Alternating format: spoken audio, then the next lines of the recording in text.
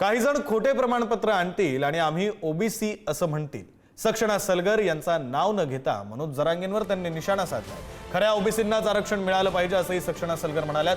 शरद पवारांच्या राष्ट्रवादीच्या मंडल यात्रेत सक्षणा सलगर यांनी हे वक्तव्य केलेलं आहे। खऱ्या ओबीसींनाच झेडपी महानगरपालिका मिळाली पाहिजे असंही त्या म्हणाल्या।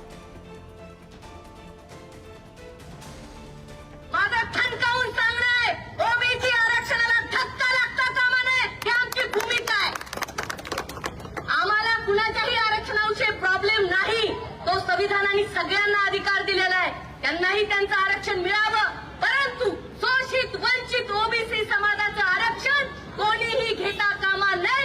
यामध्ये 400+ जाती आहेत, बरोबर भाई?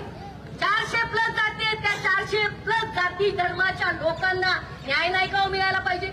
उद्या एखाद्या झंडांगीनं मी ओबीसी म्हणून उभा राहायचं इलेक्शनला, गरीब माणसानं काय करायचं हा माझा सवाल आहे। सक्षणा सलगर यांनी हे वक्तव्य केलेलं आहे। सक्षणा सलगर या शरद पवारांच्या राष्ट्रवादीच्या नेत्या आहेत, पदाधिकारी आहेत। त्यांनी हे वक्तव्य केलंय। त्यांनी असं म्हटलेलं आहे की खऱ्या ओबीसींनाच आरक्षण मिळालं पाहिजे, कोणी खोटे प्रमाणपत्र घेऊन येतील आणि आम्ही ओबीसी म्हणतील असं चालणार नाही, असा एक प्रकारे इशारा त्यांनी दिलेला आहे। आता हे वक्तव्य त्यांनी मनोज जरांगे पाटील यांच्या संदर्भात केलंय अशी चर्चा सुरू आहे।